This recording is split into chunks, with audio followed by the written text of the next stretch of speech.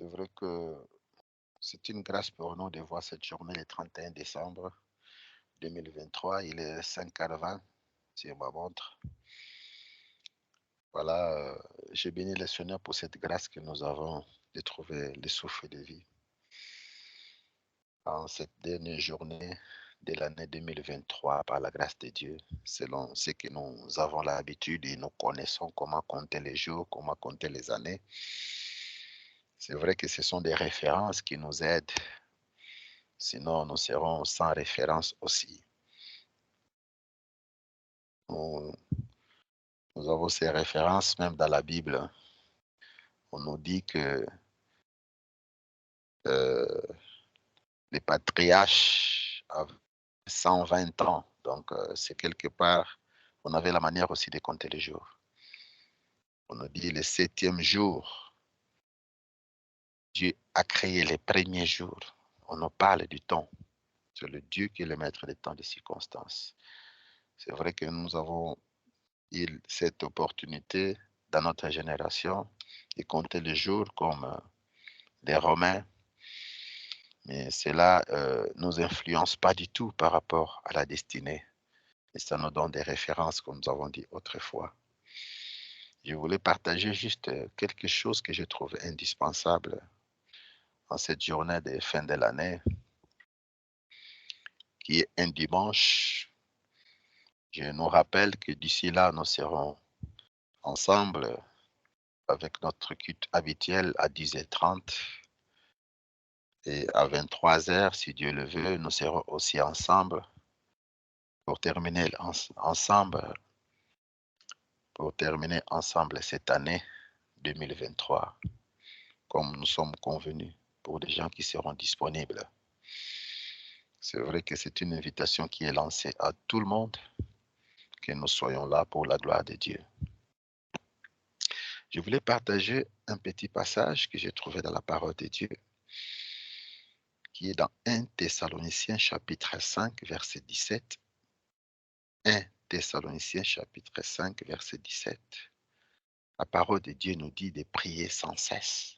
Prier sans cesse. Prier sans cesse. C'est une recommandation. Prier sans cesse. C'est vrai que la prière n'est pas quelque chose qui est lié au temps. Sans cesse, cela veut dire que c'est à tout temps. Notre vie doit être une vie de prière. Notre vie, ça doit être une vie qui est mise à part pour la gloire de Dieu. Notre vie, ça doit être une vie de dédication, une vie qui est dédiée à Christ, une vie de sacrifice, une vie de communion avec Dieu, une vie d'intimité avec Dieu. Et c'est vrai que j'étais en train de discuter avec un neveu qui se sentait redevable à tout le monde parce qu'il a eu beaucoup de gens qui l'ont aidé dans la vie. Je lui ai dit que tu n'es redevable à personne, tu es redevable seulement à ton Dieu, le Créateur. Si tu reconnais ce Dieu-là, c'est lui le Créateur du ciel et la terre qui te donne le souffle de vie, la santé, la vision, les pieds, les membres supérieurs, inférieurs, la santé, tout ça. Et c'est ce qui est essentiel. Pour cette reconnaissance, voilà, nous sommes dit que nous soyons ensemble pour glorifier Dieu, pour louer Dieu, pour remercier Dieu de tout ce qu'il a fait pendant toute l'année, pour nous rappeler. Il y a des choses que je ne sais même pas remercier Dieu, mais ensemble, quand je serai en train d'écouter mon frère remercier Dieu, je vais comprendre. Moi aussi, j'avais cette chose. Moi aussi, j'ai bénéficié de cette chose.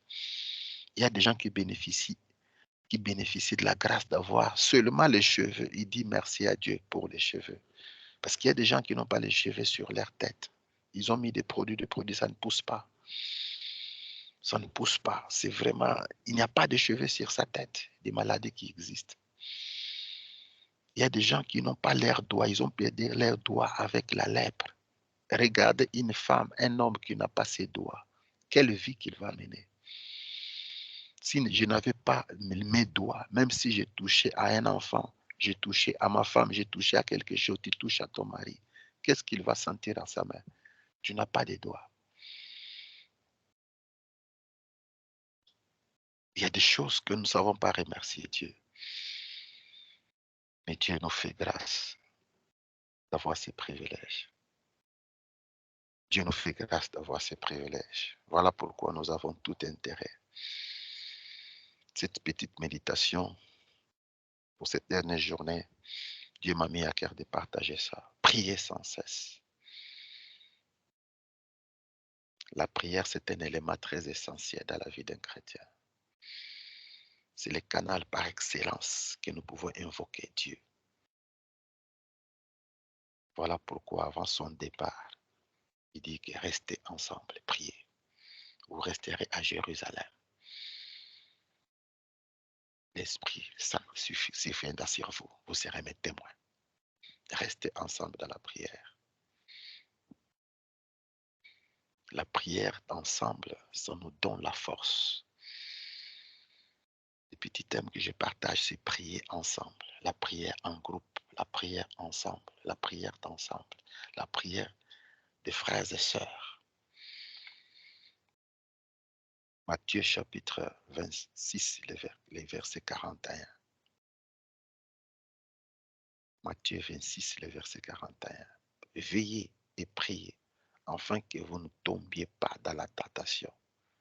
L'esprit est bien disposé, mais la chair est faible.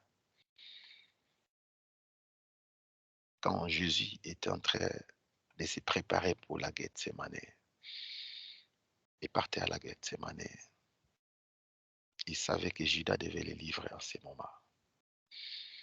Il ne voulait pas prier seul au jardin, comme d'habitude il faisait à l'aube.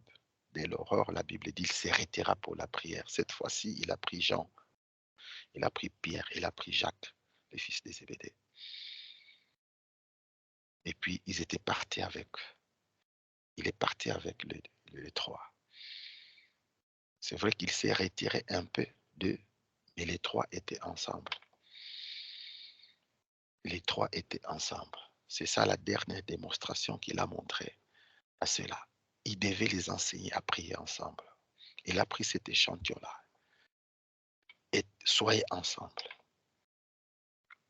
C'est vrai qu'ils étaient faibles. Ils étaient incapables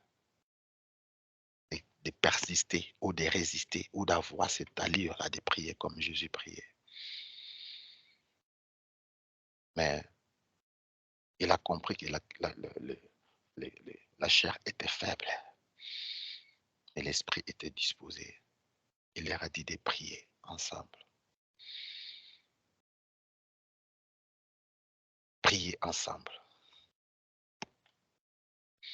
Il dit que veillez et priez ensemble, en groupe, afin que vous ne tombez pas dans la tentation. Beaucoup de fois, nous tombons dans la tentation quand nous prions seuls. Beaucoup de fois, quand nous prions seuls, nous ne résistons pas parce que ce n'est pas le modèle que le Père a donné. Ensemble, nous pouvons nous approcher de la nature divine de Dieu.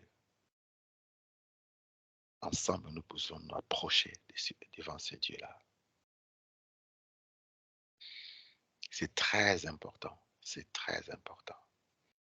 C'est très important. Si nous lisons Luc chapitre 9, le verset 28 à 32, environ 8 jours après qu'il lui dit ces paroles, Jésus prit avec lui Pierre, Jean, Jacques, et il monta sur la montagne pour prier. Pendant qu'il priait, l'aspect de son visage changea. Son vêtement devint d'une éclatante blancheur. Et voici deux hommes s'entretenaient avec lui. C'était Moïse et Élie. Apparaissaient dans la gloire. Parlaient de son départ. Il allait accomplir à Jérusalem. Pierre et ses compagnons étaient apaisantis par le sommeil, mais ils s'étant tenus éveillés et ils virent la gloire de Jésus et les deux hommes qui étaient avec lui. Ensemble, ensemble, ils ont vu la gloire de Jésus-Christ. Ils ont vu la gloire qui s'est manifestée. Ils ont vu la transfiguration ensemble. Ils ont vu les surnaturels. C'est vrai que quand nous voyons dans ces passages, nous allons comprendre que ces scénarios, c'était presque la même chose de Gethsemane. Et ce qui est important, nous allons comprendre que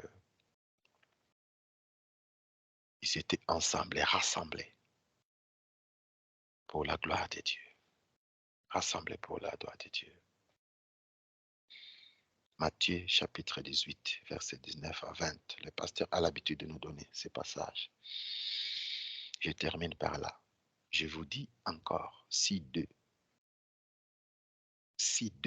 d'entre vous s'accordent sur la terre pour demander une chose quelconque, et l'air sera accordé par mon Père qui est dans les cieux. Car là où 2 ou 3 sont assemblés en mon nom, je suis au milieu d'eux. Le fait d'être ensemble, Jésus, la parole de Dieu, il tient à sa parole. Il suit sa parole pour le faire accomplir. Il vient derrière sa parole pour le faire accomplir. Quand il y a 2 qui sont ensemble, ou 3 sont assemblés au nom de Christ, il est là. Seulement le but d'être ensemble en son nom, il est là. Nous n'allons pas faire beaucoup d'efforts pour chercher la présence de Dieu parce qu'on est là au nom de Dieu. On est là au nom de Jésus. Beaucoup de fois, on part dans des retraites, on est seul, chercher la face de Dieu.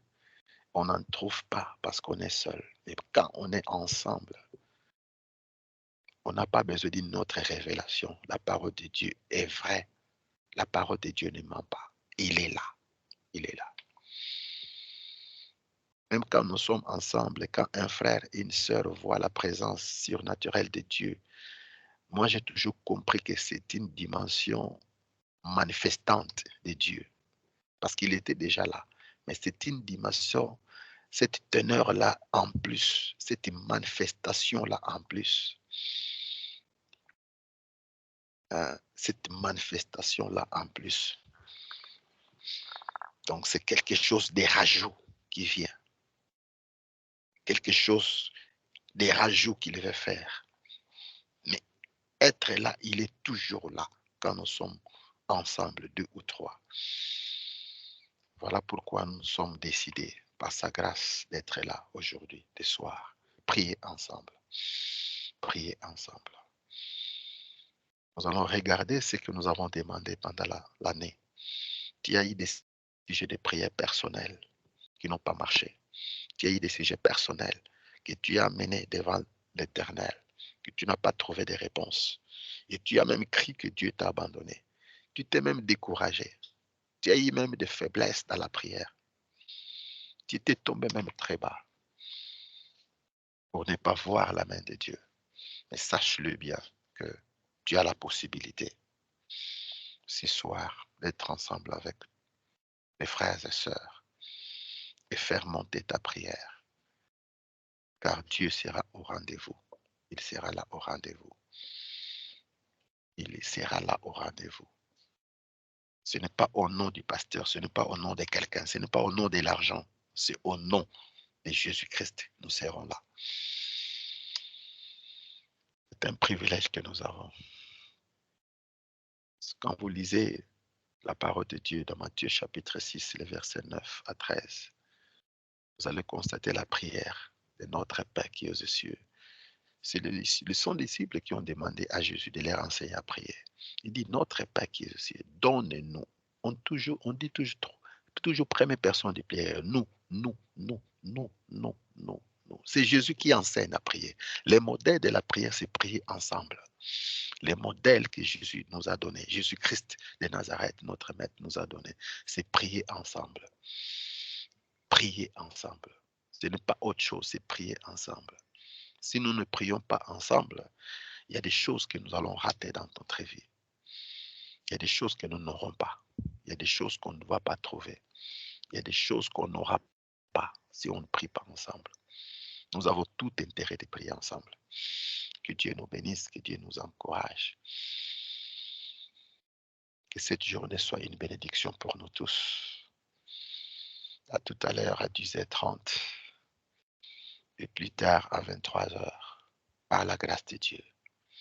Efforçons-nous d'être là. Nous allons vivre des choses. Nous allons bénéficier des choses. Nous allons recevoir des forces. Nous allons recevoir la grâce. Nous allons bénéficier des choses qu'on n'a pas reçues pendant toute l'année peut-être. Ce n'est pas une propagande, mais j'ai cette certitude que Dieu sera là.